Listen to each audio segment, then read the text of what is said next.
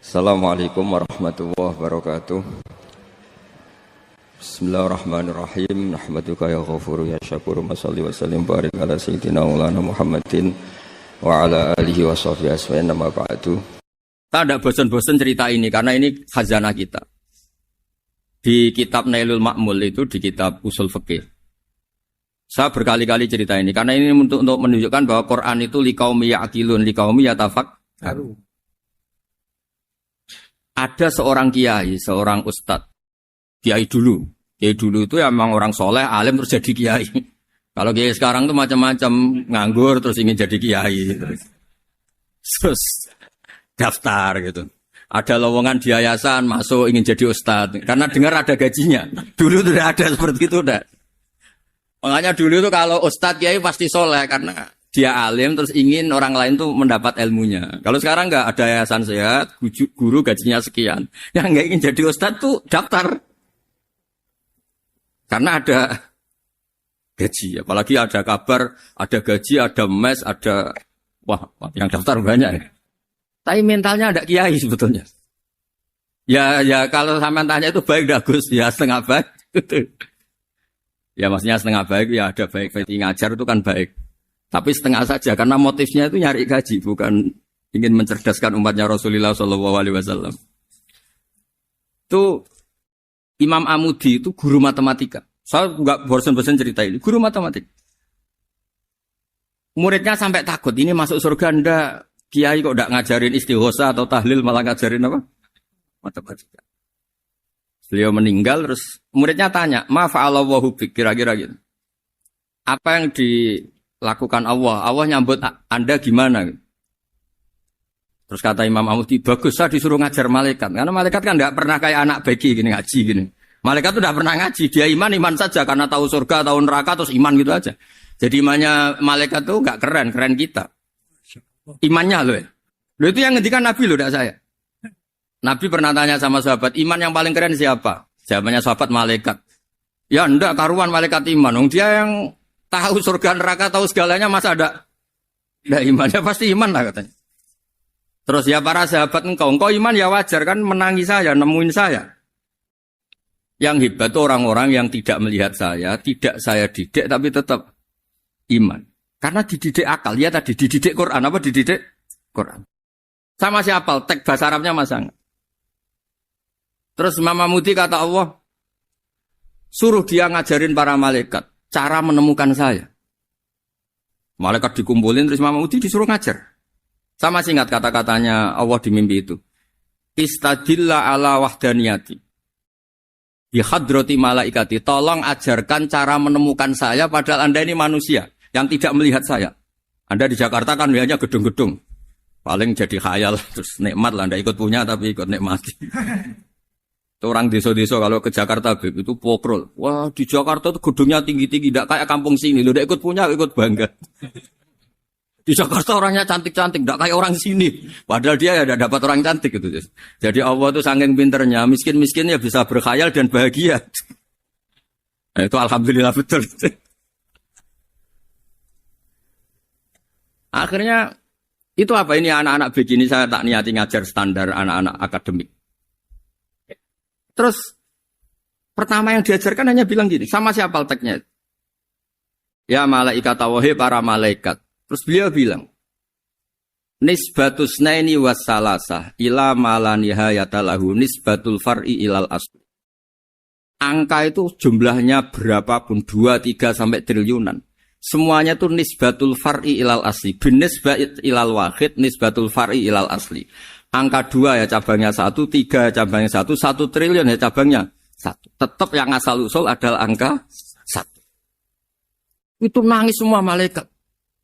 Cara Jawa itu mandek man kue iman kaya imanku. Makanya imannya umat Rasulullah SAW itu PD-nya yakinnya kayak imannya malaikat. Kalau Tuhan itu 1. Karena angka agak bisa dimulai kecuali dengan angka 1. Makanya nisbatus naini wassalasah ila malani hayatalahu iku nisbatul far'i ilal asli. Semuanya itu nisbatnya cabang ke induk.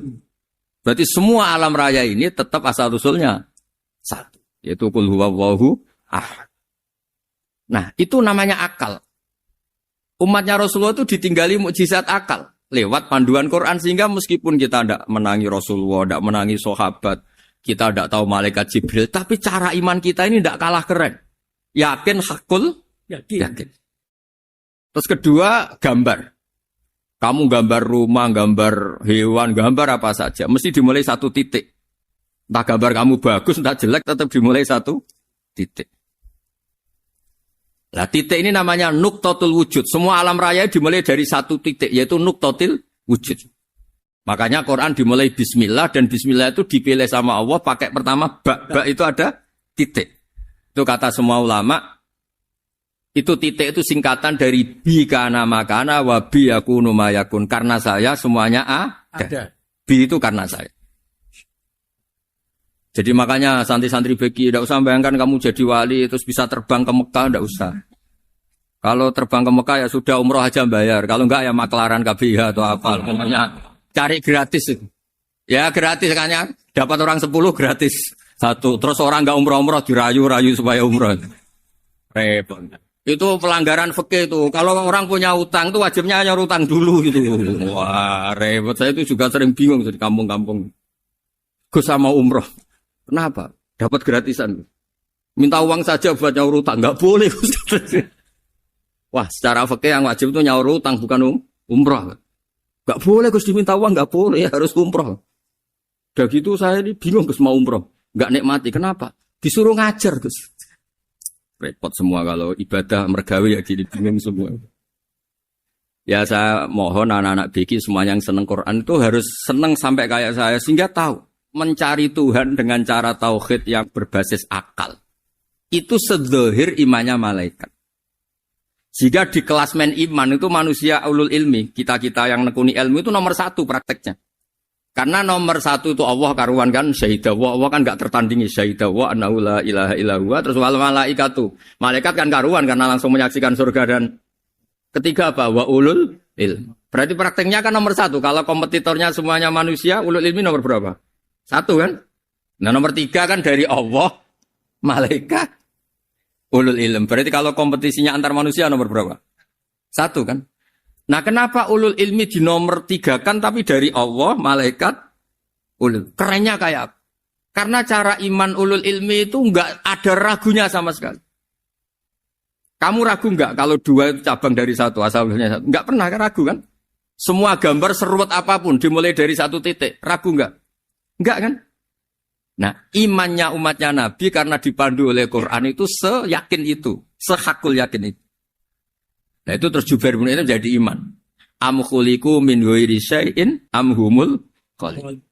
Terus kata Allah lagi, kalau kamu tidak percaya saya yang bikin langit bumi ya gampang dong, kamu saja yang ngomong kalau kamu yang bikin. Paling orang sepakat kamu stres. Terus hanya ayat gitu, am khalaqus samawati wal ardh. Kalau kamu tidak yakin Allah yang bikin, ya silakan Anda klaim saja kalau kamu yang bikin langit bumi. Bala yukinun. Kamu juga gak mau kan dibilang stres. Ya, ini ngaji ilmu dulu, nanti bagian terakhir ijazah. Bismillahirrahmanirrahim. Ini riwayatul Bukhari. Haddatsana Abdullah bin Yusuf, haddatsana Les, haddatsana Sa'id al-Makburi an-Nabi Hurairah radhiyallahu anhu qala an-Nabiy sallallahu alaihi wasallam. Ma minal anbiya'i nabiyyun illa qad u'tiya minal ayat ma mithluhu amana alaihi al-bashar. Wa inna ma kana alladhi utituhu wahyan awhahu wa ilayya fa arju an akuna aktsarahum tabi'an yaumal qiyamah. Dados kita tahu semua nabi itu punya mukjizat. Ya, semua nabi itu punya apa? Mukjizat. Mukjizat itu hal yang luar biasa yang memastikan manusia itu tidak bisa menyainginya atau menandinginya. Dan rata-rata mukjizat Nabi dulu itu fisik. Misalnya ontanya Nabi Soleh itu kan onta tapi keluar dari batu, itu kan aneh. Aneh sekali. Atau tongkat Nabi Musa bisa simsalabim mengeringkan laut apa? Merah. Semua Nabi itu punya mukjizat dan semuanya berbentuk fisik. Kecuali mukjizatul Rasulullah Shallallahu Alaihi Wasallam itu berupa Al-Quran. Al-Quran itu konsep ilmiah. Terus kata Rasulullah SAW, tapi saya karena Quran itu justru berharap pengikutku besar dan sampai hari kiamat. Sekarang kita logika ya. Andekan kamu punya tongkatnya Nabi Musa. Kalau kamu suka uang, kepikirannya dijual apa dipakai? Kalau kamu suka uang, dipakai. Kalau kamu ahli suudon itu pikirannya ndak, ini asli ndak. Karena yang melihat di Turki itu ya sebagian gitu. Kalau yang suka perdukunan itu bayangkan itu miliknya. Mungkin dipakai ngakali orang atau apa, pokoknya bayangkan itu miliknya. Kalau yang kolektor pikirannya itu nanti ini laku berapa. Tapi kalau peneliti mungkin pikirannya itu ini asli apa enggak? Bukti aslinya apa? Repot lah. Lagi pula kalau kamu punya utang terus mau apa? Istri kamu marah mau apa? Kalau pakai tongkat. Nah, beda dengan mukjizatnya Quran itu semuanya apa? Ilmiah. Orang yang sedang harmonis dengan istri bisa pakai ayat di antara ayat-ayat Allah itu apa? Wa ja'ala bainakum mawaddatan warahmah. Nanti kalau ditakdir cerai, saya tidak menyarankan cerai. Kalau ditakdir cerai, itu masih dimotivasi sama Allah. Wa iya tafarraqa yughnillahu kullam min sa'ati. Jika suami istri itu cerai, jangan-jangan suaminya dapat istri lebih baik, istrinya nanti dapat suami lebih baik. Jadi yang masa lalunya ada keprahara. Kan banyak orang suaminya meninggal ketika nikah lagi ditanya, kangen sama suami pertama, alhamdulillah ini lebih baik. Padahal suaminya yang meninggal itu berharap istrinya ini kangen, ternyata dia sudah syukur dapat suami yang lebih baik. Jadi Quran itu menunggui kita ila yaumil qiyamah.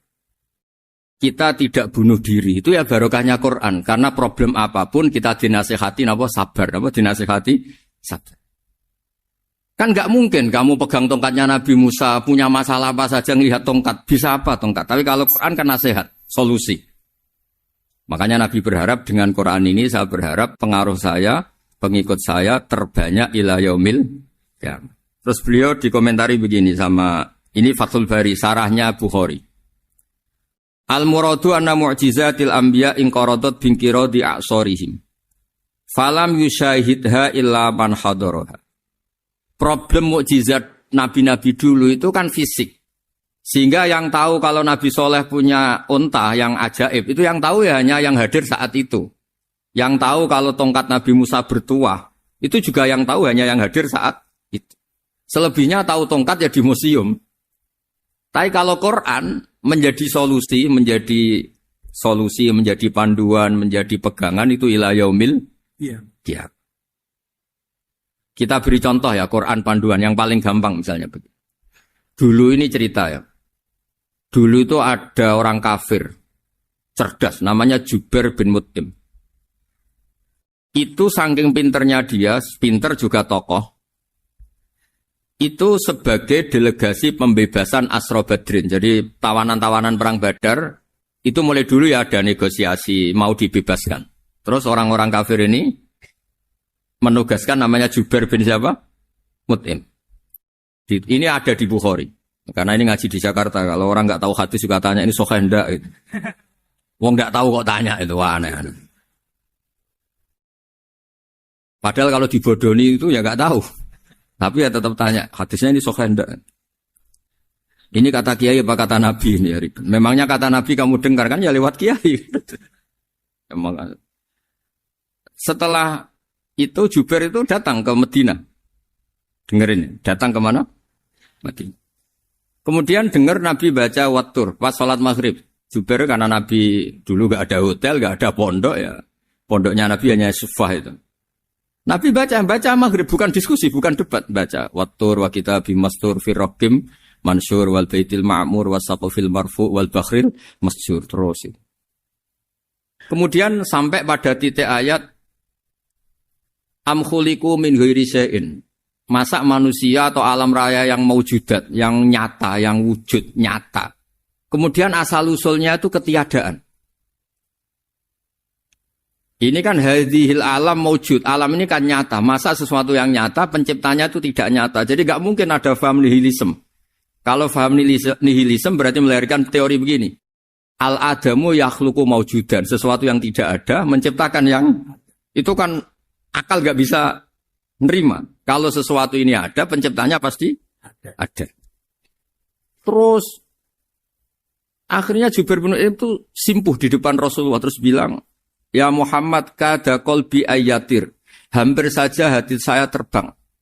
Kalau riwayatnya Imam Ahmad, faka'an nama sudi qalbi, hati saya ini hancur. Semua teori yang saya bawa untuk ngelawan kamu sekarang luluh semua, hancur semua. Yang benar adalah teori Anda bahwa Tuhan itu satu dan Tuhan itu ada sebelum semua makhluk.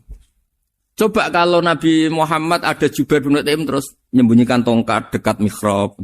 Terus dilihat ini apa. Paling pikirannya ini dari kayu apa.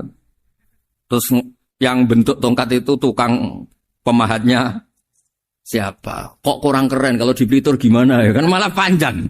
Kira-kira kalau mukjizat itu dari tongkat itu malah panjang. Panjang lah pokoknya. Panjang. Lagi pula kamu coba kan gak ngarah mandi. Itu yang mandi kan nabinya bukan tongkatnya.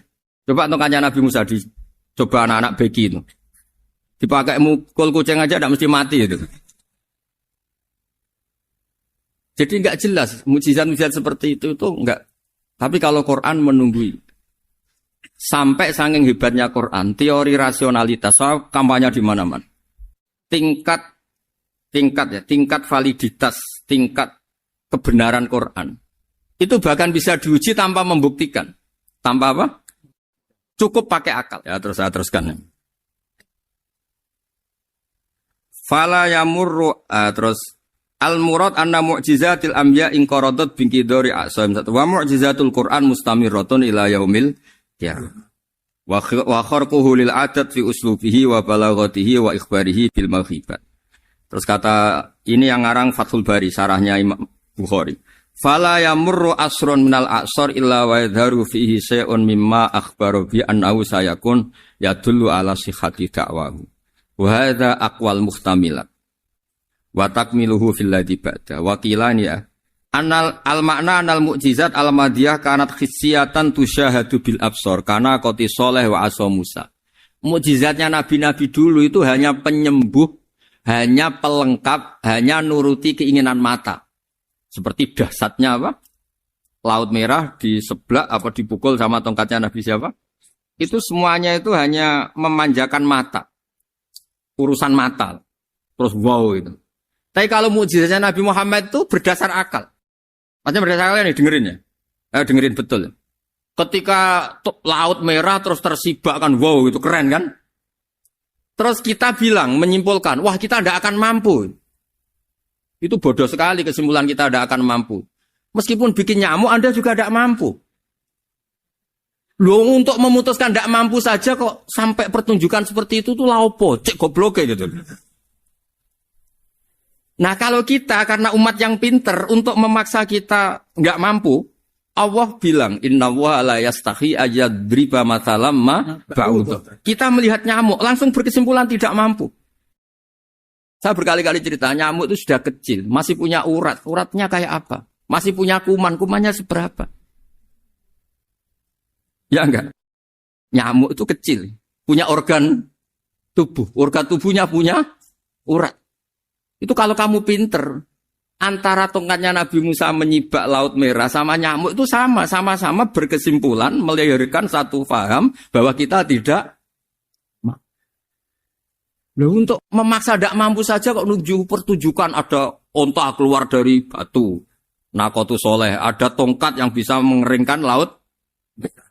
Cik goblok ya. Lah kita alhamdulillah ada jenis goblok yang seperti ini. Untuk ikrar bahwa Allah itu hebat ala kulli syai'in cukup lihat nyamuk. Kagum kan? Sudah ada usah bikin hidup. Saya berkali-kali mencontohkan. Para pemahat tak suruh bikin patung gajah itu mampu. Tak suruh bikin patung nyamuk kalau bisa. Nyari materi dari apa coba? Gampang mana bikin patung gajah sama patung nyamuk? Gajah, makanya Allah bikinnya contoh itu untuk ijaz itu pakai nyamuk, bukan pakai gajah. Itu kalau ustadz-ustadz yang agak jorok malah contohnya nyamuk, Gus. Itu kecil. Itu kayak apa? Di dalamnya dia hamil. Itu anaknya kecil lagi, telurnya kecil lagi, itu gimana itu cara bikin ini? Makanya di sini ada kitab Itqon, itu komentarnya itu lucu. Ini kitab Al-Itqon karangannya Imam Suyuti. Ini persis komentar saya tadi yang. Kata Imam Suyuti, pengarang kitab Itqan, wa ya imma khissiyah wa imma akliyah. Jadi mukjizat itu ada yang fisik, bisa dilihat indra, panca indra, bisa dilihat akal. Wa aktsaru mu'jizati Bani Israil kanat khissiyah li baladatihim. Bilada itu goblok. Wa qillati basairihim. Dasar wong goblok. Mukjizat kok ngenteni sing wow. Maksudnya dasar wong untuk ngakui Allah hebat saja kok nunggu hal-hal yang seperti itu gitu. Paham ya? Mergo likil latin apa aklihim. Wa aksaru mu'jizati hadil ummah akliyatun li farati dzakaihim wa kamali afwahihim. Dan mukjizatnya umat ini semuanya berdasar akal karena sudah cerdas. Jadi andaikan kita melihat tongkatnya Nabi Musa menyibak Laut Merah dengan melihat nyamuk, kesimpulan kita sama. Sama-sama wow, sama-sama keren, sama-sama memastikan kita tidak mampu. Makanya terus Quran menerangkan kita wa ma min dabatin fil ardi wala ta'iri yatiru bi janahihi illa umamun amsalukum. Jadi keseharian kita lihat burung kok terbang. Itu sudah ayatun min ayatillah. Paham nggih? Dados niki kudu bangga ditunggoni napa Quran, nggih ditunggoni napa Quran. Wa mu'jizatul Quran tusyahadu bil basirah fayakunu mayatabi'u li ajlihi aksar. Terus li annal ladzi yusyahadu bi ainir ra'si yang qaridu bingkiradi musyahidi. Sesuatu yang tampilan dahsyatnya itu disaksikan mata, maka itu bisa habis. Era tongkat Nabi Musa seperti itu habis enggak? Bisa mengeringkan Laut Merah habis kan? Tapi era mukjizatnya Quran ila yaumil qiyamah. Ya contoh sosial, saya kembali lagi ke sosial. Kamu punya teman awet atau punya istri awet, itu konsepnya ya wal kadhiminal ghaidh, agak gampang tersinggung.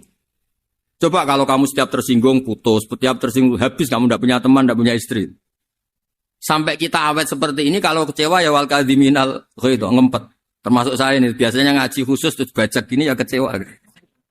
Tapi barokahnya diwarai Quran wal kadhiminal ghaidh, ngempet Gus, ngempet. Terus kecewa sama teman, kenapa tidak putus? Karena wal afina aninna, sudah kalau kecewa maafkan.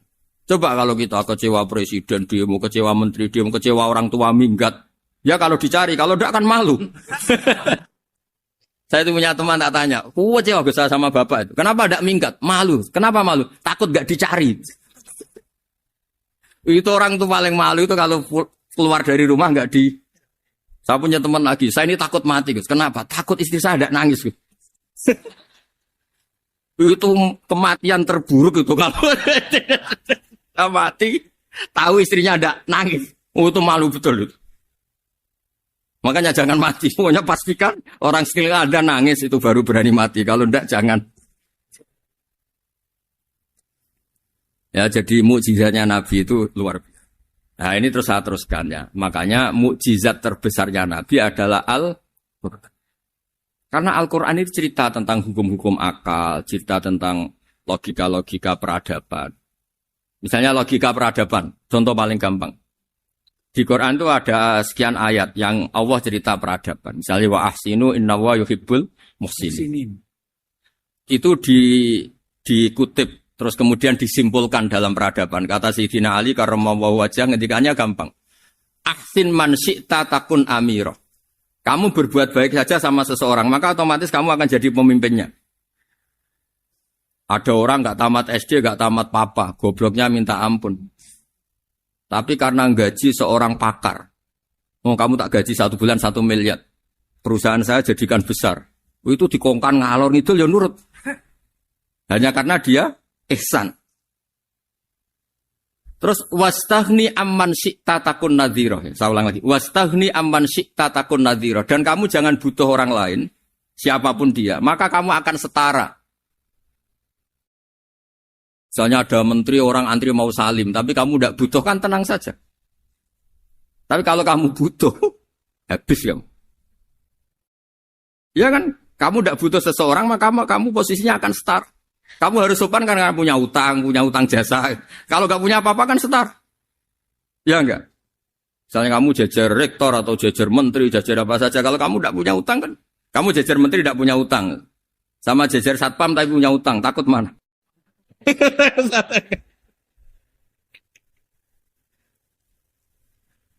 Kalau butuh itu mesti kalah kan?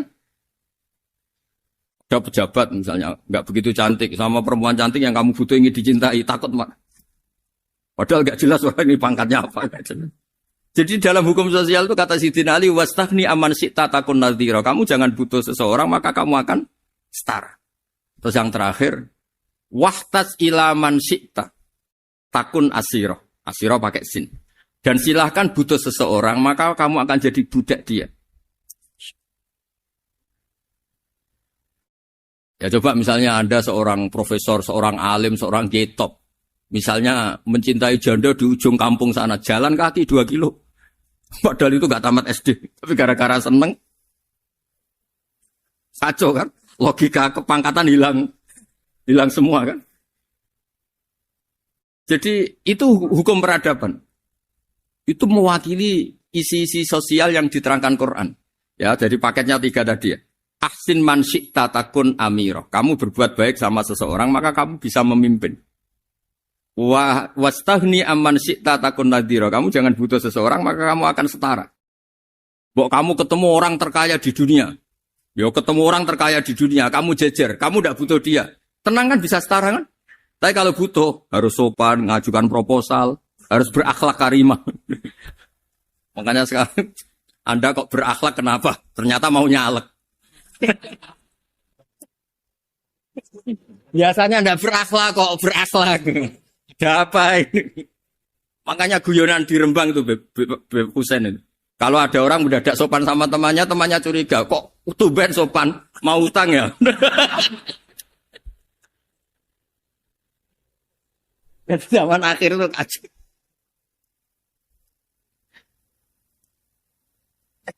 Ya di semua daerah gitu ya sama Pak Rektor ya. Kalau ada teman biasanya nggak sopan kok sopan, itu temannya curiga. Ini Pak Rektor UI ikut kaji. Kok tumben sopan, ada apa ya? Karena di mana-mana orang butuh itu pasti beretika. Kamu punya teman paling berdua. Kalau mau utang berakhlak gak? Atau misalnya kamu punya adik cantik terus punya teman berdua. Kalau cinta adik kamu berakhlak gak? Biasanya nggak sama sekali nggak berakhlak. Gara-gara butuh menjadi berakhlak. Ya jadi hukum sosial itu ya kuncinya 3 tadi. Ahsin man syi'ta takun amira. Wastahni amman syi'ta takun nadhira. Terus wahtas ila man syi'ta takun asira. Kalau kamu butuh seseorang pasti kamu dibikin hina. Asir itu tawanan. Nah, Quran itu bicara sosial itu lengkap. Dan itu yang nunggui kita. Kita punya tetangga yang kurang baik, ya seneng. Punya tetangga baik, ya seneng. Kata Imam Syafi'i, saya berkali-kali cerita. Kok seneng semua Imam Syafi'i? Ya bagus lah. Kalau yang seneng saya enak lah. Dijak jagongan, dijak ngopi enak. Yang gak seneng saya, gak ngarah utang. Uang itu nak, kamu punya tetangga gak seneng kamu. Aman kan? Aman. Gak akan pinjem uang kan, pinjem mobil. Uang gak seneng kok. Makanya Imam Syafi'i itu kalau ngedikan luar Syafi'i, diceritain orang. Ya Aba Abdillah bagiannya, ya Aba Abdillah orang itu gak seneng kau, bagus lah. Loh kenapa bagus? Waman asa'a ilaika faqad atlaqaka. Orang yang gak seneng kamu maka membebaskan kamu. Gak akan pinjam uang, pinjam mobil, gak akan ganggu waktu kamu, kan gak seneng. Justru yang seneng-senengi masalah pinjam terus. Imam Syafi'i itu orang yang anggap dunia itu selesai. Ada yang cerita, ya Aba Abdillah, orang yang tadi cium tangan engkau, yang hormat engkau, di luar maki-maki engkau, ngerasain engkau, ngata-ngatain engkau. Ya bagus lah. Kok bagus gimana? Berarti saya wibawa, depan saya tidak berani. Ya, berarti saya wibawa, di depan saya tidak berani. Berarti itu makomnya sudah kulillah, sumadarhum fi khawdihim, yal'abun, sudah dunia itu selesai, sudah agak penting semua. Nah, itu kalau kamu anak-anak beki ahli Quran sudah ayatnya kulillah sumadarhum fi khawdihim yal'abun, sudah lihat Allah saja agak penting, makhluk-makhluk itu dah makhluk semua agak penting, sepenting Allah. Nah, kita ini ditunggoni mukjizat seperti itu. Bayangkan misalnya kita ditunggoni tongkatnya Nabi Musa. Saya ngajar di sini terus ini tongkat. Terus nanti yang tanya, Gus itu kayu apa Gus? Nanti yang kolektor tanya itu harganya berapa Gus? Ruwet apa? Ternyata yang ahli suudon itu asli gak Gus? Wah. Yang ahli suudon kan mesti tanyanya gitu, itu asli enggak Gus? Repot-repot pokoknya. Tapi kalau Quran kan jelas. Suatu saat ada perdebatan antara Abul Hasan al-Asy'ari. Abul Hasan al-Asy'ari ini tokoh ahli sunnah paling populer dalam ilmu logik. Dia mengatakan orang menemukan Tuhan itu harus lewat logika yang cermat. Tidak boleh taklid, hanya ikut-ikutan. Dia harus menemukan satu argumentasi bahwa Tuhan atau pencipta langit itu ada. Kemudian ada satu problem di mana orang-orang kampung atau orang-orang yang lugu atau orang-orang awam itu tidak bisa ilmu logika, ilmu mantek kalau dalam bahasa pesantren. Kata Abul Hasan al-Asy'ari, itu masih mungkin. Alhasil para ulama ini meneliti ke orang-orang yang lugu, yang di kampung, yang petani, yang lugu sekali. Apa yang mereka temukan? Ternyata mereka punya cara logikanya sendiri untuk menemukan Tuhan, Sang Pencipta. Pernah suatu saat ada seorang petani lugu, biasa menggembala unta, ditanya, Bima araf tarubak, lalu kamu yang petani ini yang hanya ngurusi sawah, ngurusi ladang, dengan cara apa kamu tahu kalau Tuhan itu ada? Si petani tadi marah besar dan dia mengatakan, Al-ba'ratu tadullu alal ba'ir wa asharul aqdam yadullu alal masir. Kata petani tadi, yang namanya ada kotoran unta, pasti ada untanya. Yang namanya ada jejak kaki, pasti ada yang barusan lewat. Artinya kalau ada makhluk, pasti ada pencipta. Ini logika awam yang mudah. Kita tidak mungkin mengatakan bumi ini pencipta, mengatakan matahari pencipta. Kelihatan sekali kebendaannya, kelihatan sekali bahwa bumi matahari tidak punya ikhtiar, tidak punya kekuatan. Kelihatan sekali sifat-sifat kemakhlukannya. Jika benda-benda ini karuan makhluk, pasti menunjukkan bahwa ada penciptanya, ada khalik. Bismillahirrahmanirrahim. Alhamdulillahirabbil alamin wassalatu wassalamu ala asyrafil mursalin sayyidina Maulana Muhammadin wa ala alihi washabihi ajmain amma ba'du. Berikut sebagai mukaddimah bahwa Profesor Zaini Tahlan berkeinginan UII punya tafsir dan terjemah sendiri.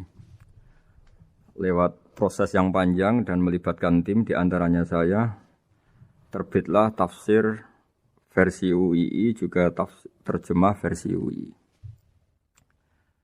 Di antara ciri khas terjemahan UII adalah bahwa bahasa Arab yang tentu mengandung kesusastraan Arab, balaghah, kemudian ditransfer untuk pembaca Indonesia. Sehingga di antara ciri khas terjemahan UII adalah dengan rasa Indonesia dan tentu tidak merubah makna. Berikut beberapa kutipan yang perlu pemirsa atau pendengar tahu. Al-Quran adalah satu kitab suci yang diturunkan kepada Nabi besar Muhammad SAW. Dan di antara ciri Al-Quran adalah menjelaskan kebenaran secara jelas, secara gamblang. Sebagaimana firman Allah, bahwa Rasul adalah Rasulun minallah yatlu suhufam mutahharah. Rasulullah diutus oleh Allah Subhanahu wa taala ketika penduduk Makkah sangat-sangat jauh dari kebenaran. Mereka adalah penyembah berhala yang dikira sebagai Tuhan, dan jumlahnya Tuhan-Tuhan itu banyak sekali. Suatu saat Rasulullah mendakwahkan bahwa Tuhan itu satu dan harus satu. Tapi kata mereka, kenapa Muhammad menjadikan Tuhan satu? Padahal urusan kita banyak, problem kita banyak. Harusnya Tuhan itu juga banyak. Ini yang diceritakan dalam surat Shad, Aja'alal alihata ilaha wahida inna hadza lasyai'un ujab. Bagaimana mungkin urusan kita yang banyak, yang harusnya butuh Tuhan banyak, kemudian menjadi hanya Tuhan satu. Lalu Rasulullah dengan sabar, dengan telaten memberi penjelasan. Dan ini yang disebut al-bayyinah, penjelasan yang sangat jelas, sangat gamblang, sangat rasional. Kata Rasulullah dalam sebuah hadis yang diriwayatkan dalam Musnad Ahmad, tagnya begini, orang-orang yang menyembah selain Allah, itu ibarat kama thali rojulin istaro abdan min kholisi malih biwarikin au dhahabin. Faja'ala ya'malu, mereka mau bekerja tapi wayu'ti ghullatahu ila ghairi sayyidi. Fa'ayyukum sarrohu ayyakuna abduhu kadzalik. Nabi lalu kemudian bikin analogi. Wahai masyarakat Mekah, bagaimana kalau Anda ini jadi seorang pembantu atau seorang budak lalu punya majikan banyak. Dan semua majikan Anda ini punya perintah yang beda-beda, punya selera yang beda-beda. Semuanya atasan Anda, semuanya majikan Anda. Apa Anda senang punya majikan yang banyak? Lalu mereka bilang, wah susah Muhammad kalau kita punya majikan banyak. Tuhan kamu adalah majikan kamu. Bagaimana kalau Tuhan banyak, punya perintah yang beda-beda, punya selera yang beda-beda? Kalian pasti akan kebingungan. Ya sudah Muhammad, normalnya Tuhan itu satu. Sehingga mereka tercerabut dari pemikiran bahwa Tuhan harus banyak. Ini yang dimaksud dalam surat Al-Bayyinah. Lam yakunil ladzina kafaru min ahlil kitab wal musyrikina munfakina hatta ta'tiyahumul bayyinah. Bahwa orang-orang kafir, baik kafir ahli kitab maupun kafir musyrik Mekah, mereka tidak pernah terlepas dari sifat kekafirannya, yaitu menuhankan banyak Tuhan, sampai datang sebuah bayinah. Bayinah itu argumentasi kebenaran yang begitu jelas. Setiap membawa kebenaran, argumentasinya meyakinkan. Itu siapa? Rasulun minallah yatslu suhufam mutahharah, yaitu Rasul yang membacakan lampiran-lampiran suci, yaitu Al-Quranul Karim.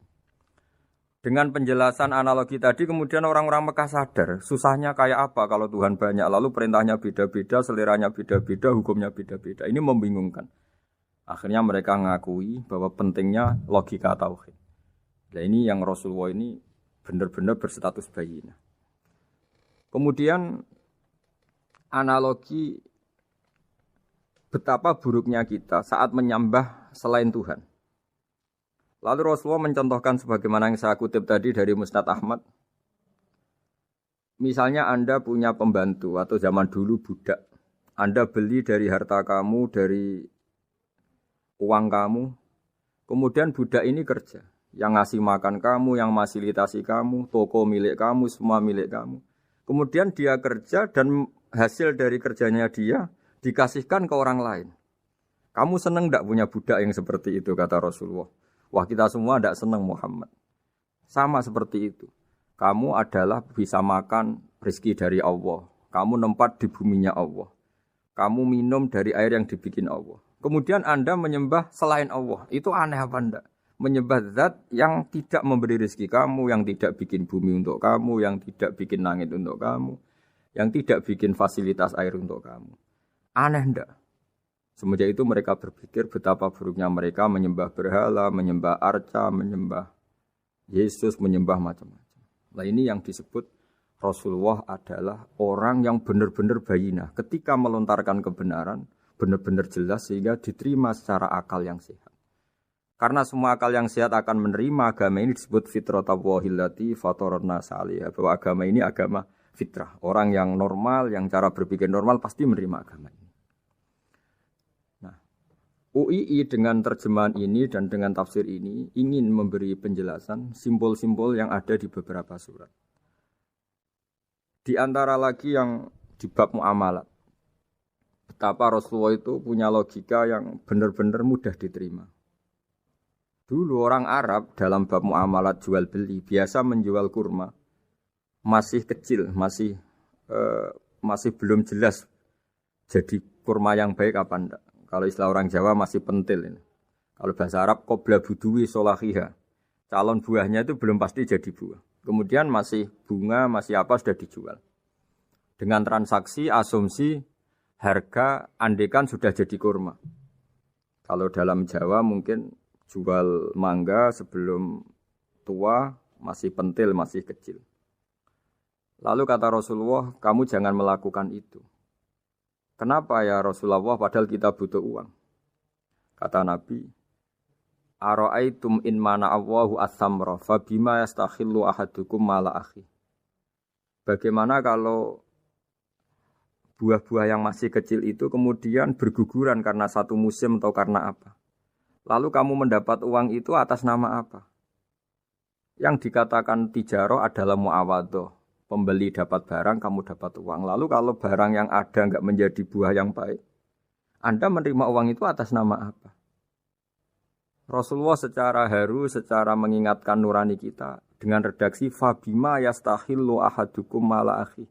Lalu kamu mendapat uang saudara kamu atas nama apa? Kalau atas nama buah, mereka belum mendapat buah.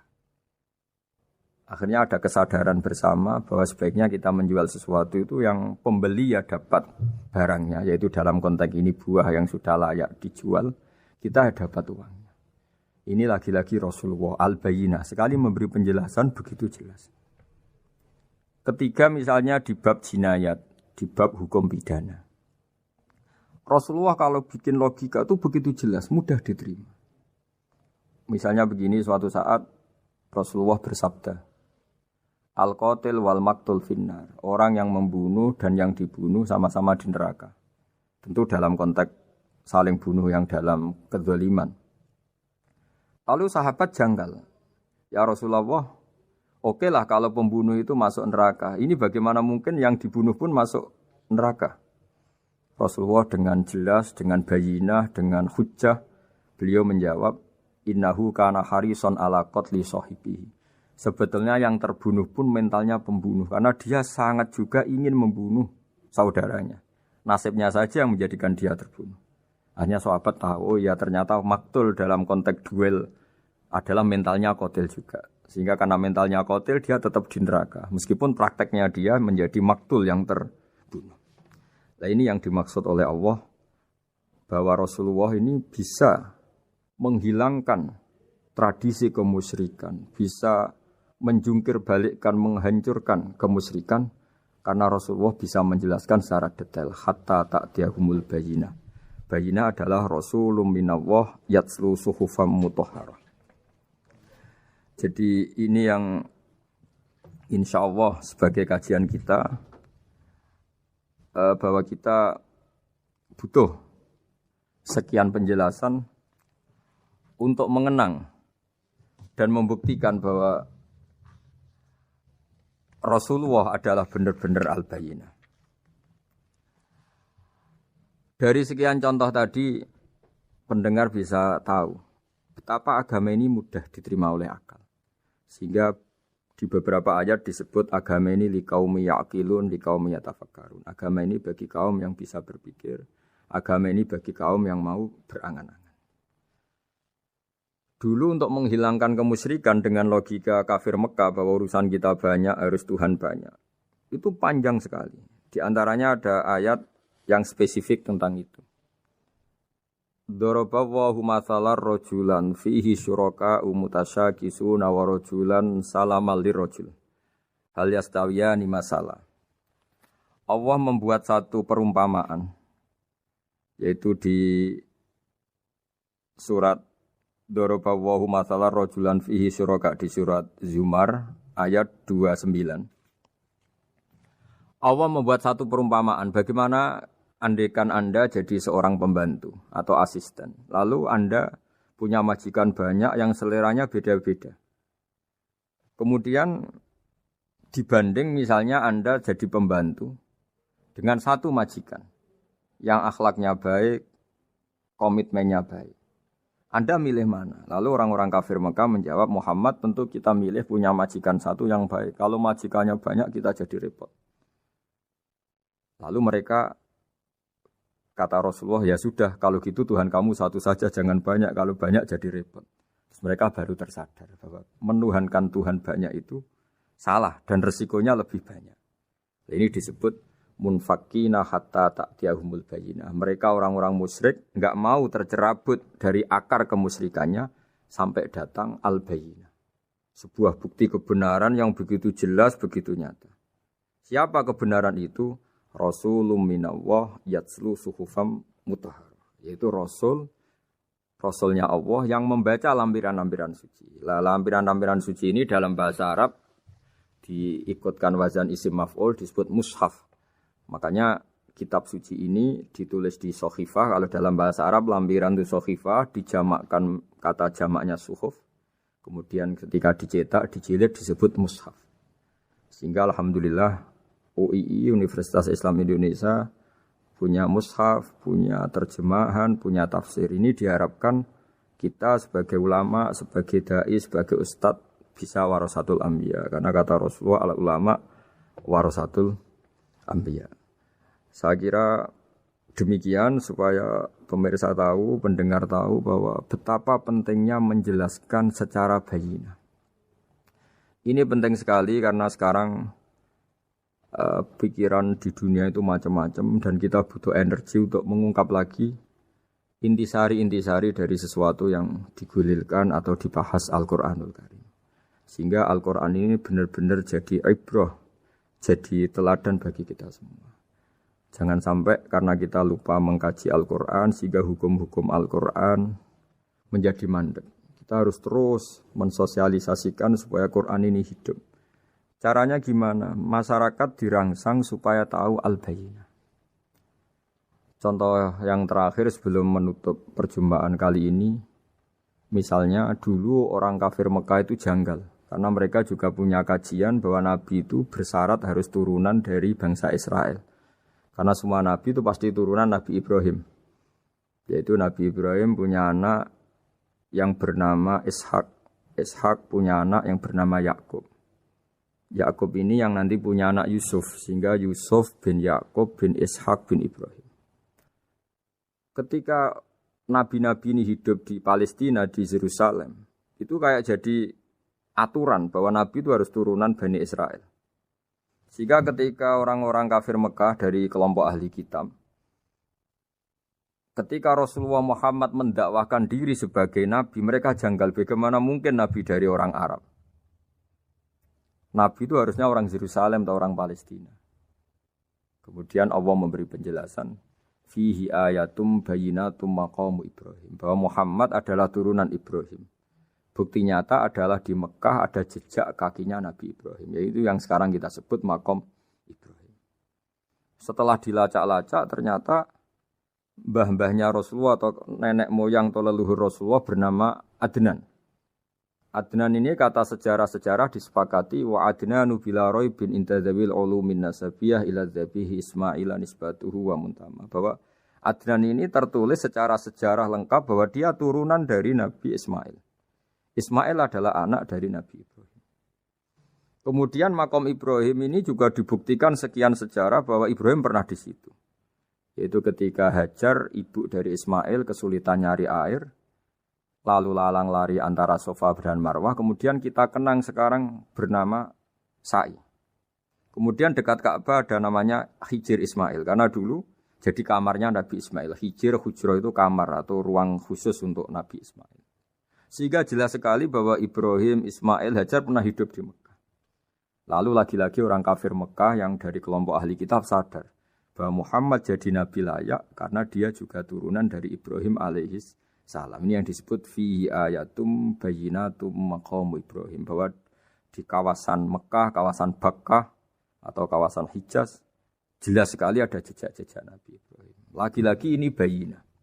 Nah, bayyinah ini yang bisa menghilangkan sifat kemusyrikan, sifat kekufuran. Karena lewat penjelasan yang panjang ini kemudian benar-benar diketahui bahwa Muhammad jadi nabi itu sah. Karena dari segi dakwahnya benar, perilakunya benar, hujahnya benar. Sekarang dari segi nasab juga benar karena beliau termasuk keturunan dari Nabi Ibrahim alaihissalam lewat jalur Ismail.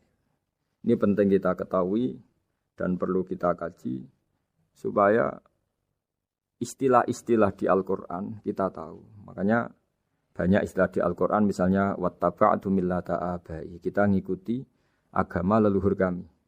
Di situ disebut ada Ibrahim, ada Ishak, ada Ismail, ada Yakub. Kenapa demikian pendengar? Bahwa karena agama ini butuh tradisi. Dan tradisi ini menjadi komunitas sosial. Sehingga ketika tradisi ini sudah mantap, insya Allah lewat kebenaran agama ini akan menyingkirkan kemusyrikan. Contoh paling mudah begini, Nabi itu melarang orang menyembah batu. Tapi kemudian dalam tradisi Islam sendiri ada orang sholat kemudian sujud. Yang secara zahir sujud itu mencium batu atau mencium masjid tempat kita sujud. Apalagi kita mencium Hajar Aswad. Secara kasat mata seakan-akan kita ini menghormati betul Hajar Aswad. Sehingga orang kafir mencibir. Muhammad itu aneh. Dia melarang kita menyembah batu tapi dia sendiri mencium Hajar Aswad seperti itu. Dia sendiri menyembah batu. Orang kalau sujud seakan-akan seperti itu. Tapi lewat penjelasan Nabi, bahwa kita sujud hanya kepada Allah. Kita kalau sujud baca sajadah wajhililladzi khalaqahu wa sawwarahu wa syaqqa sam'ahu wa basarahu bihaulihi wa quwwati fatabarakallahu ahsanul khaliqin. Wajah kami sujud kepada zat yang menciptakan wajah kami, yang mengasihi kita pendengaran, yang mengasihi kita pandangan. Hanya Allah saja yang ahsanul khaliqin, hanya Allah saja zat yang paling baik dalam penciptaan. Ini penting sekali saya katakan bahwa sehingga sujud kita yang seperti itu adalah simbol tawadhu. Tidak ada kaitannya dengan kita ini menyembah batu. Sehingga kita tradisikan ke anak-anak saat sujud baca subhana rabbiyal a'la wa bihamdi. Kita ajarkan mereka bahwa semua selain Allah adalah ciptaan Allah. Jadi andai kan enggak ada tradisi tauhid yang dijelaskan begitu detail. Saat kita haji bilang labbaik Allahumma labbaik, labbaik la syarika lak labbaik. Innal hamda wan ni'mata laka wal mulka la syarika lak. Ya. Setiap kita haji mengitari Hajar Aswad kita bilang nikmat semua dari Allah. Enggak ada syarik bagi Allah, enggak ada mitra bagi Allah, enggak ada sekutu bagi Allah. Sehingga karena ini kita maklumatkan, kita kumandangkan. Meskipun umat Islam itu mencium Ka'bah, mencium Hajar Aswad, enggak akan disalahpahami ini bentuk penuhanan kepada Hajar Aswad atau kepada Ka'bah. Karena kita ungkapkan innal hamda wan ni'mata laka wal mulka la syarika lak. Enggak ada syirik, enggak ada mitra bagi Allah. Sehingga dari sekian talbiyahnya Rasulullah kita tahu ini bentuk pemaklumatan tauhid. Bahwa tauhid harus dikumandangkan lewat kalimat-kalimat thayyibah, lewat pemikiran-pemikiran logika hujjah bahwa Tuhan pasti satu dan yang jadi Tuhan hanya Allah Subhanahu wa taala. Karena andekan ini tidak dikumandangkan, kemudian ada ritual yang secara lahir kasat mata nyium Hajar Aswad. Nanti seperti tuduhannya orang kafir bahwa Islam itu aneh, melarang menyembah batu, tapi nyatanya ada ritual mencium batu. Sebab itu tidak menjadi aneh ketika Imam Bukhari termasuk rawi besar, termasuk hadis sahih yang meriwayatkan Sayyidina Umar atau Umar radhiyallahu anhu. Itu setiap mencium Hajar Aswad beliau berkomentar, saya tahu betul kamu hanya batu. La tadurru wa la tanfa. Tidak memberi madarat, tidak memberi manfaat. Kalau saja saya tidak melihat Rasulullah mencium kamu, maka saya tidak mau mencium kamu. Dulu di era itu ada momentumnya. Kenapa sih Umar radhiyallahu anhu atau sahabat Umar susah-susah memberi penjelasan seperti itu? Karena dulu masih ada salah paham bahwa mencium batu itu identik dengan misalnya menuhankan batu atau mendewa-dewakan batu. Sehingga Umar berutuh memberi penjelasan. Sayyidina Umar memberi begitu penjelasan detail bahwa kamu hanya batu yang tidak mandoroti, tidak manfaat.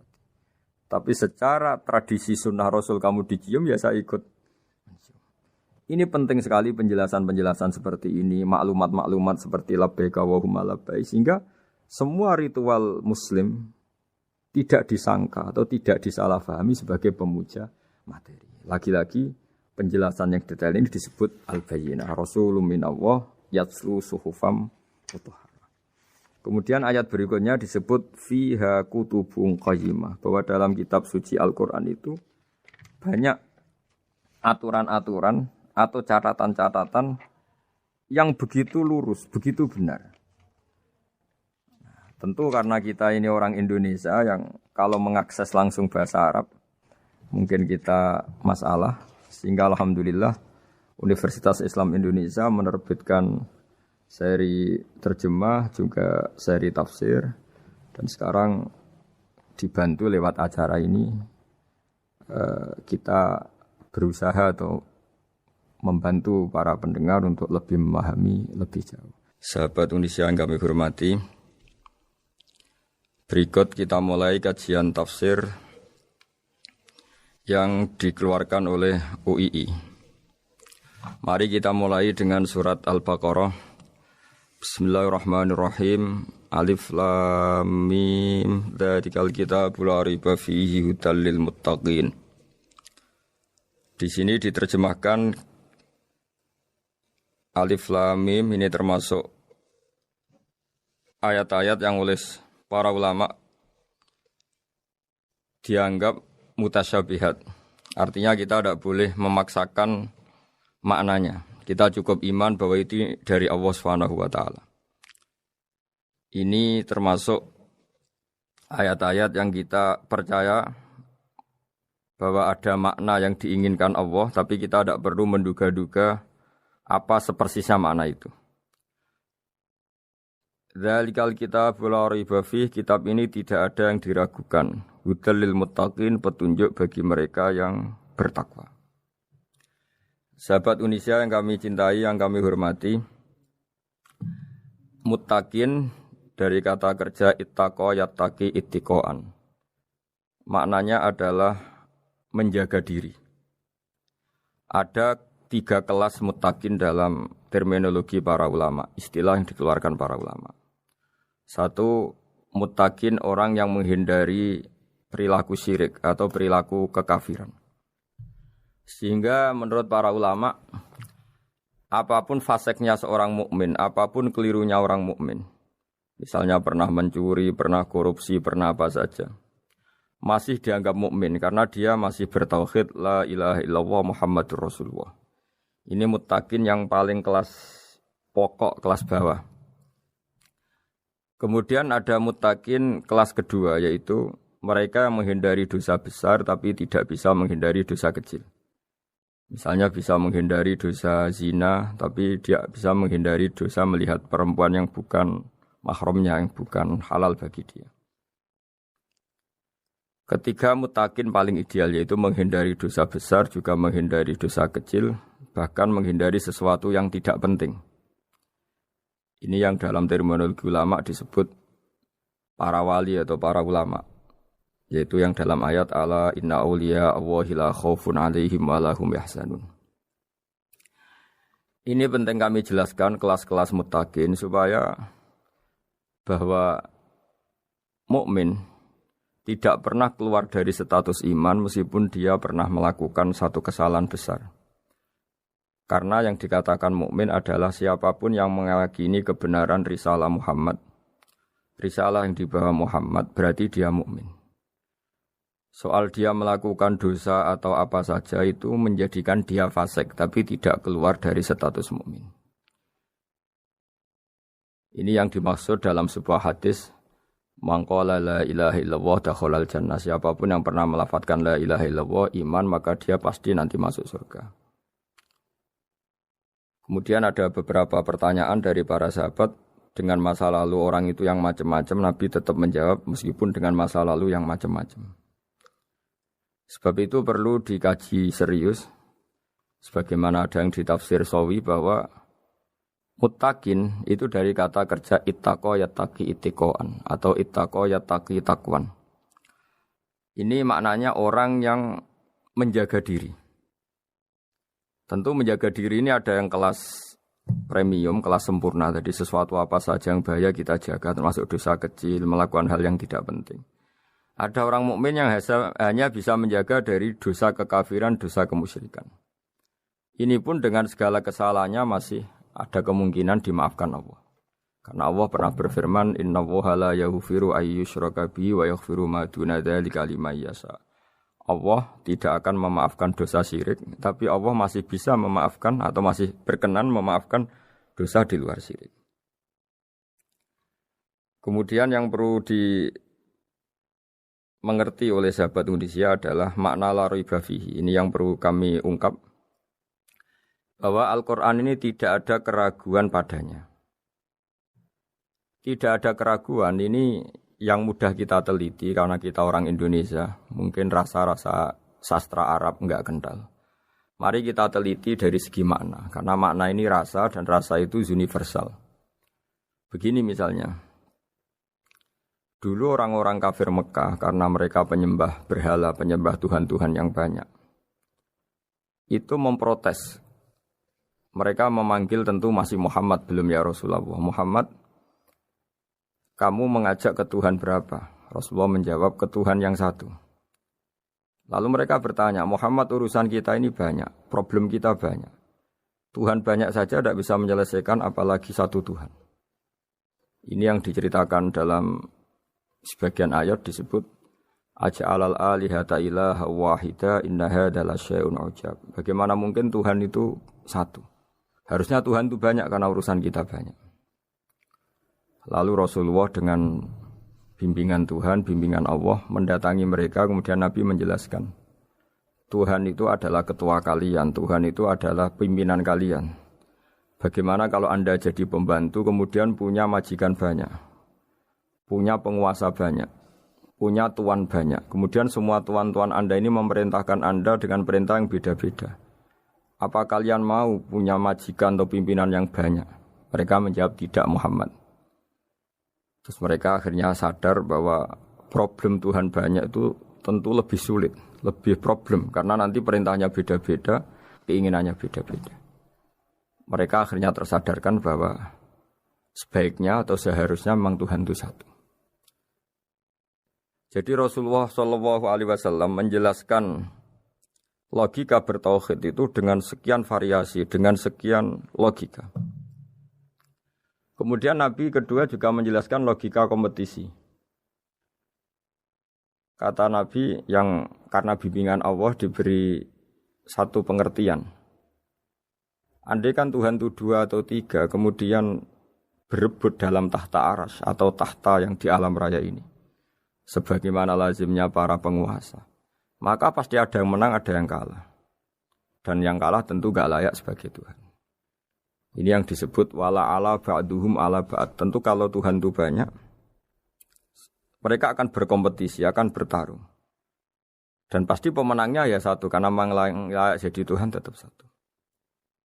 Sadarlah bahwa orang-orang kafir Quraisy, orang-orang kafir saat itu sadar pentingnya bertauhid.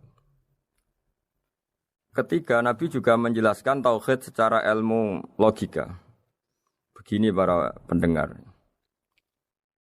Kalau dalam teori ilmu tauhid yang agak jelimet dijelaskan begini. Jika ada 2 Tuhan, maka alam raya ini enggak menjadi alam. Logikanya adalah 2 Tuhan ini bisa kamu katakan sama-sama kuat. Ketika sama-sama kuat kemudian ingin menciptakan langit. Yang satu ingin menciptakan bumi, yang satu menolak menciptakan bumi misalnya. Atau yang satu ingin menciptakan langit, yang satu menolak ingin menciptakan langit. Kemudian ternyata bumi ini terbukti wujud. Logika awam adalah yang berhasil menciptakan bumi berarti Tuhan, yang gagal atau kudrohnya gagal, kemampuannya gagal tidak bisa menciptakan bumi, gagal menjadi Tuhan. Ini logika awam. Logika ini pun kita terima. Tapi kalau menurut logika ahli tauhid, ahli pakar-pakar logika, cara berpandangan begini. Ketika Anda mengatakan ada 2 Tuhan yang sama-sama kuat, kemudian terbukti yang satu mampu menciptakan bumi, yang satu tidak. Bahasa Anda mengatakan sama-sama kuat ini sudah batal dari awalnya, karena terbukti bahasa Anda salah, sama-sama kuat ternyata yang satu tidak mampu. Sehingga dalam pikiran orang-orang ahli tauhid mengatakan, membayangkan Tuhan saja itu enggak kebayang, karena turunan kata ini pasti selalu salah. Karena tadi misalnya dikatakan, andai kan ada 2 Tuhan, kemudian yang satu mampu menciptakan bumi, yang satu tidak. Padahal Anda tadi bilang sama-sama kuat, ternyata terbukti yang satu tidak kuat. Berarti kata Anda sama-sama kuat ini salah.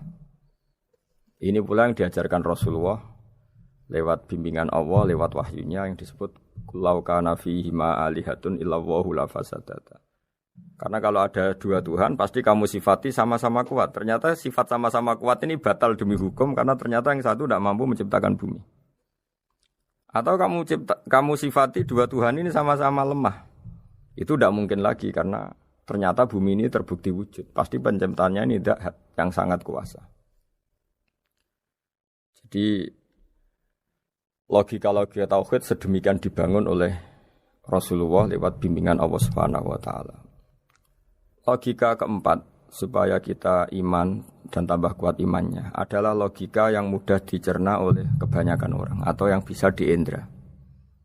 Begini misalnya dalam sebuah ayat di surat Al-Kahfi, kemudian di awal surat Al-Ahqaf, kemudian di sebagian surat At-Tur, ada penjelasan begini. Ketika Rasulullah mengajak manusia menyembah Allah, kemudian orang-orang kafir tanya, lalu Tuhan kamu siapa Muhammad? Tuhan saya adalah Allah menciptakan langit bumi. Terus mereka berandai-andai, ada Lata, ada Uzza, ada Manat, ada Hubal. Itu Tuhan-Tuhan kami. Terus Rasulullah bertanya, apakah Tuhan-Tuhan yang kamu sembah itu memberi kontribusi saat langit dan bumi diciptakan? Mereka menjawab, tidak Muhammad, itu Tuhan-Tuhan yang kami bikin. Begitu juga asumsi tentang Tuhan-Tuhan yang lain. Apakah Isa ikut menciptakan bumi atau menciptakan langit? Tentu jawabannya tidak. Karena Isa lahir di bumi, orang tahu tanggal lahirnya, tahu tahunnya, dan sebelum ada Isa juga sudah ada bumi. Sehingga untuk menetapkan tauhid, berkali-kali Quran tanya, Amman khalaqas samawati wal ardo, siapa sih yang menciptakan langit bumi? Siapa sih yang menurunkan air dari langit? Siapa yang mengatur ini, itu, ini, itu? Akhirnya mereka menjawab, itu semua Allah Muhammad. Begitu juga kemungkinan setan, misalnya setan itu fisik atau makhluk atau apa saja yang tidak kita lihat. Kemudian setan itu lewat rayuannya, lewat tipu dayanya ingin disembah. Kata Allah menjelaskan ini, ma asyadduhum khalqas samawati wal ardi wala khalqa anfusihim. Kamu tidak perlu takut sama setan atau apalagi menuhankan setan. Setan itu tidak yang punya reputasi menciptakan langit dan bumi. Bahkan setan tidak bisa menciptakan dirinya sendiri. Ini menjadi pengetahuan bagi kita betapa bagi pakar-pakar tauhid, ahli tauhid, ketika setan nyatanya diusir dari surga, itu pun versi mereka. Versi mereka pun mengatakan seperti kita bahwa setan itu diusir dari surga dan ya keluar dari surga. Kalau setan itu Tuhan, tentu diusir gak mau karena di surga itu nikmat. Ketika setan diusir dari surga ya keluar, dia juga jadi makhluk yang hina-dina.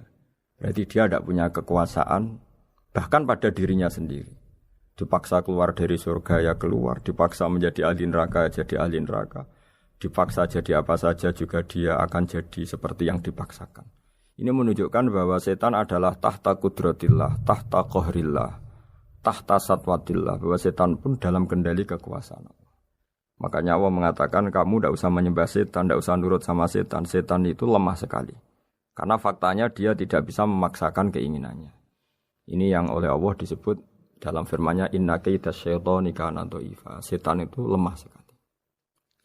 Ini perlu saya sampaikan ke para pendengar Unisia bahwa bertauhid itu ada sekian logika. Logika kelima adalah logika orang awam. Awam sekali. Suatu saat ada perdebatan antara Abul Hasan al-Asy'ari. Abul Hasan al-Asy'ari ini tokoh ahli sunnah paling populer dalam ilmu logika. Dia mengatakan orang menemukan Tuhan itu harus lewat logika yang cermat. Tidak boleh taklid, hanya ikut-ikutan. Dia harus menemukan satu argumentasi bahwa Tuhan atau pencipta langit itu ada. Kemudian ada satu problem di mana orang-orang kampung atau orang-orang yang lugu atau orang-orang awam itu tidak bisa ilmu logika, ilmu mantek kalau dalam bahasa pesantren. Kata Abu Mansur, kata Abul Hasan al-Asy'ari, itu masih mungkin. Alhasil para ulama ini meneliti ke orang-orang yang lugu, yang di kampung, yang petani, yang lugu sekali. Apa yang mereka temukan? Ternyata mereka punya cara logikanya sendiri untuk menemukan Tuhan, Sang Pencipta. Pernah suatu saat ada seorang petani lugu biasa menggembala unta ditanya, Bima araf tarubak, lalu kamu yang petani ini yang hanya ngurusi sawah, ngurusi ladang, dengan cara apa kamu tahu kalau Tuhan itu ada? Si petani tadi marah besar dan dia mengatakan, Al-ba'ratu tadullu alal ba'ir wa asharul aqdam yadullu alal masir. Kata petani tadi, yang namanya ada kotoran unta, pasti ada untanya. Yang namanya ada jejak kaki, pasti ada yang barusan lewat. Artinya kalau ada makhluk, pasti ada pencipta. Ini logika awam yang mudah. Kita tidak mungkin mengatakan bumi ini pencipta, mengatakan matahari pencipta. Kelihatan sekali kebendaannya, kelihatan sekali bahwa bumi matahari tidak punya ikhtiar, tidak punya kekuatan. Kelihatan sekali sifat-sifat kemakhlukannya. Jika benda-benda ini karuan makhluk, pasti menunjukkan bahwa ada penciptanya, ada khalik. Dalam logika Badui tadi, si Badui tadi, kalau ada kotoran sapi, pasti ada sapinya. Meskipun sapinya sudah sekarang nggak terlihat, mungkin sudah jalan kemana. Sama, kalau ada jejak kaki, meskipun orang yang tadi lewat sudah kita nggak tahu, tapi kita pasti tahu, pasti ada yang lewat. Ini yang dimaksud dalam bahasa Arab, al-ba'ratu tadullu alal ba'ir, kalau ada kotoran sapi atau kotoran unta, pasti ada untanya. Wa atharul aqdam yadullu alal masir. Kalau ada jejak orang lewat, pasti tadi ada orang lewat. Nah, semua metode ini digunakan semua oleh Rasulullah. Logika yang bagi intelektual, logika bagi kaum awam, logika bagi kaum menengah. Ya tidak awam, tidak intelektual. Semuanya digunakan. Semuanya jadi media untuk memastikan bahwa logika tauhid ini logika pilihan. Logika yang benar-benar logika. Sehingga dalam banyak ayat disebut agama ini liqaum yaqilun, liqaum yatafakkarun. Bagi kaum yang bisa berpikir, bagi kaum yang punya akal. Lalu kemudian kami teruskan alladzina yu'minuna bil ghaibi. Ini kata ghaibi bukan kayak dalam bahasa Indonesia misalnya setan atau hantu disebut barang gaib. Kata ghaibi dalam bahasa Arab adalah perbandingan atau lawan kata dari al-musyahad yang bisa disaksikan langsung lewat indera. Kita orang mukmin iman bahwa surga ada, padahal kita tidak pernah melihat surga. Kita mukmin iman bahwa neraka ada, padahal kita belum pernah melihat neraka. Ini sesuatu yang maghoba anil absor, yang mata kita tidak melihat, fisik kita tidak menyentuh. Kita pun iman. Asal sesuatu itu mansus ya, dikatakan secara eksplisit oleh Quran dan hadis. Kalau dalam bahasa usul fikih disebut al-mansus. Ciri mukmin diantaranya adalah yang paling pokok alladzina yu'minuna bil ghaibi. Iman dengan sesuatu yang enggak kelihatan. Lalu kemudian para ulama cara pandang beda-beda. Bedanya bukan karena mereka bertentangan enggak, tapi ini menurut kelas rasa yang berbeda-beda. Bagi orang-orang sufi, Allah itu tidak bisa dikatakan al-ghaib, sesuatu yang enggak kelihatan. Karena Allah itu begitu jelas, az-zahir. Kata orang sufi, Allah itu zahir. Begitu juga dalam Asmaul Husna disebut Allah itu az-zahir. Begitu jelas.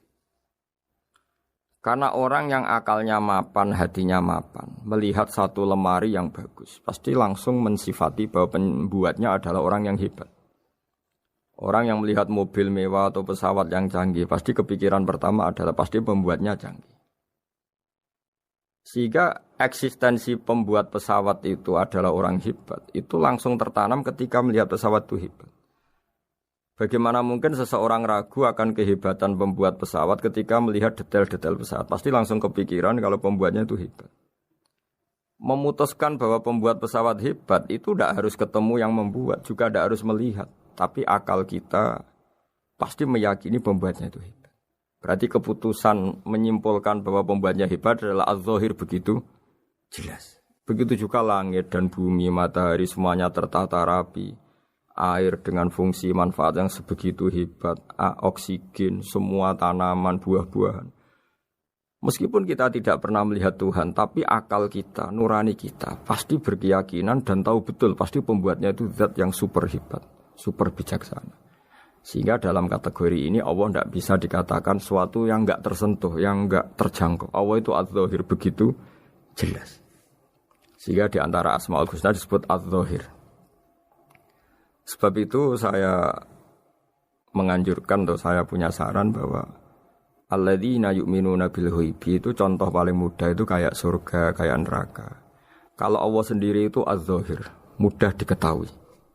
Karena tadi orang yang melihat pesawat canggih pasti saat itu juga berkeyakinan dan itu pasti benar, pasti pembuatnya juga canggih. Nah, di sini disebut alam raya ini ayat, semuanya itu bukti kekuasaan Allah. Dalam syair-syair orang sufi masyhur sekali itu wa fi kulli syai'in lahu ayatun yadullu ala annahul wahidu. Setiap sesuatu kejadian di alam raya adalah bukti keesaan Allah, bukti eksistensi Allah Subhanahu wa taala. Sehingga dalam satu kisah normalnya orang itu paling tahu itu dengan dirinya sendiri. Karena dia adalah dia. Tapi kalau Imam Sibawayh seorang pakar nahwu mengatakan a'raful ma'arif Allah. Di alam raya ini yang paling mudah dikenali itu ya Allah, pencipta. Karena andai kan kita sendirian di hutan, kemudian kita mulai punya akal. Kita mungkin tidak tahu diri kita ini siapa. Tapi setidaknya kita langsung menyimpulkan bahwa kita tidak bisa menciptakan diri kita sendiri.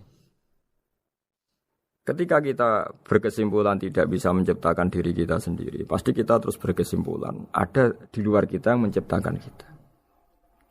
Nah, sebab itu kenapa sifat mencipta ini yang pertama kali dikenalkan oleh Allah kepada nabinya untuk dikenalkan kepada umatnya. Yaitu disebut Iqra bismi rabbikal ladzi khalaq. Muhammad, bacalah dengan nama Tuhanmu. Sifat Tuhan yang paling mudah dikenali oleh siapapun adalah sifat pencipta. Karena ketika seseorang yakin dia lahir sudah ada bumi, dia lahir sudah ada langit, dia pasti akan tahu bahwa dia ada penciptanya. Sehingga paling mudah mensifati Allah atau mensifati Tuhan adalah bismi rabbikal ladzi khalaq. Terus kemudian di antara ciri orang baik adalah wa yuqimunas shalat. Kemudian beriman kepada yang gaib, menegakkan salat. Kata menegakkan adalah dari kata menjaga aturan-aturan atau sesuai aturan-aturan salat. Kita tahu dalam salat ini ada beberapa syarat yang harus dipenuhi. Misalnya harus wudu, harus suci di tempat yang suci. Terus ada syarat-syarat dalam internal salat, dia harus baca Fatihah, harus tumakninah, macam-macam. Itu eksistensi definisi salat. Kemudian kata berdiri juga diartikan para ulama, eksistensi sholat harus diketahui secara publik, secara sosial. Karena sesuatu itu punya eksistensi kalau jadi konsensus atau diakui oleh publik. Di sini agama mewajibkan sholat jamaah. Kata banyak ulama, jamaah itu fardu kifayah, bahkan ada mengatakan fardu ain.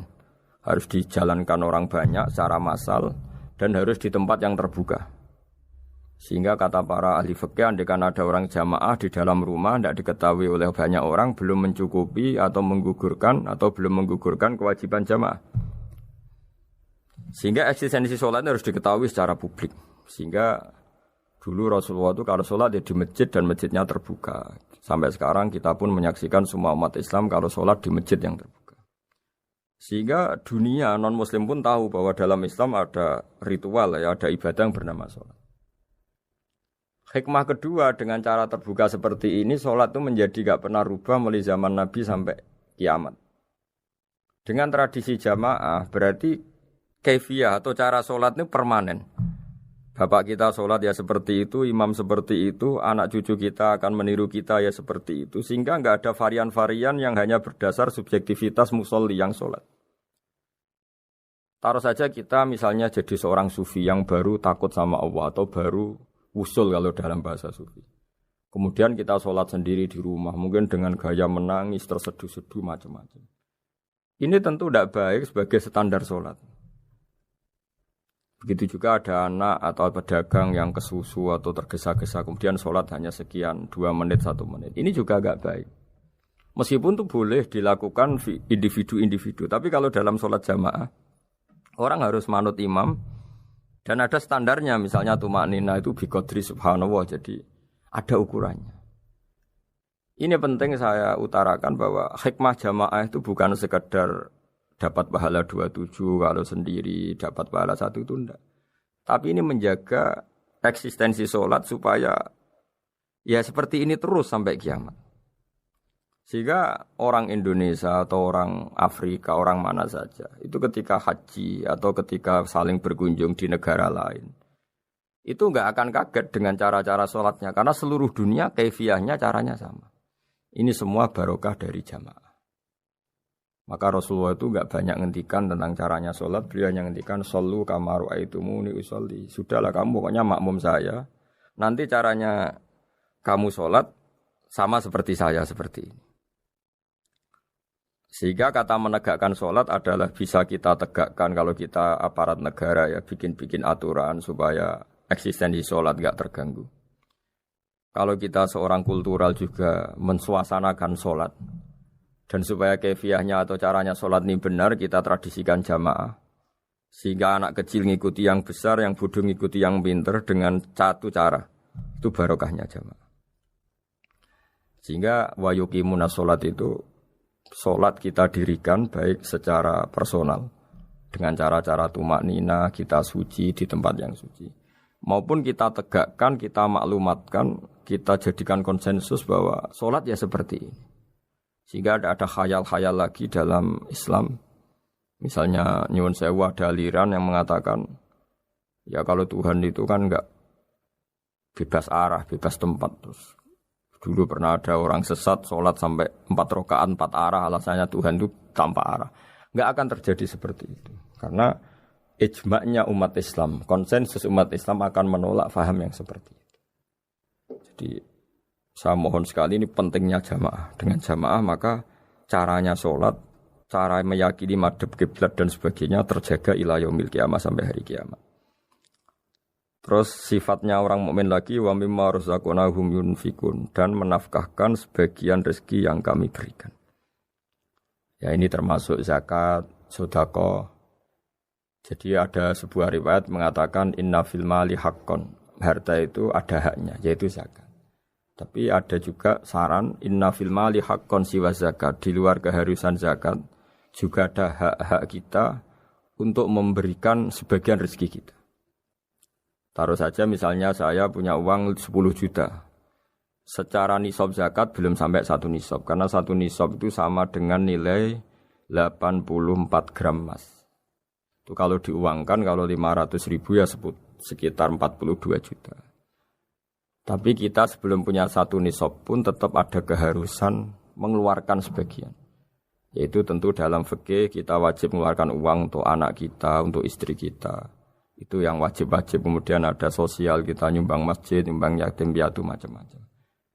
Sehingga kata para ulama, ciri utama mukmin diantaranya adalah melakukan zakat, baik zakat yang fardu maupun zakat yang sunat. Karena kata zakat itu dimaknai fardu, sebetulnya definisi para ahli fikih untuk membedakan zakat yang wajib dengan sedekah. Tapi sebetulnya zaman dulu enggak ada seperti itu. Zakat itu maknanya bersihkan harta. Sedekah dari kata sedekah bukti benarnya iman. Jadi sedekah dari kata dari kosakata sedekah yasduqu sidqon, sesuatu yang membuktikan kita loyal itu disebut sedekah. Kita nikah, mas kawin di bahasa Arab kan sedekah dari kata sedekah juga. Kita bukti iman, loyal, kita sedekah. Bukti bahwa kita teman akrab disebut siddiq atau sodik. Kalau dalam bahasa Arab teman namanya juga sodik karena cara bertemanan secara benar, secara loyal. Sehingga wa mimma razaqnahum yunfikun ini ya memasukkan zakat yang dalam terminologi fikih yaitu zakat yang zakat al-wajibah atau zakat yang dengan makna lughat yaitu ya artinya asal membersihkan harta kita entah lewat zakat, sedekah, hadiah kepada orang-orang yang kita hormati, semuanya juga masuk dalam definisi zakat atau wa mimma razaqnahum yunfikun. Kemudian sifat terakhir dari orang muttaqin adalah walladzina yu'minuna bima unzila ilaika wa ma unzila min qablika bil akhirati hum yuqinun ulaika ala hudam mir rabbihim wa ulaika humul muflihun. Di sini diterjemah mereka yang beriman kepada kitab yang kami turunkan kepadamu dan yang diturunkan sebelum kamu. Ini kata yang diturunkan sebelum kamu penting sekali karena ciri utama Nabi adalah dia tidak pernah beda dengan Nabi sebelumnya.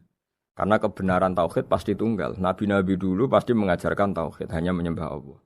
Enggak mungkin nabi berikutnya kemudian bikin ajaran baru dalam tauhid.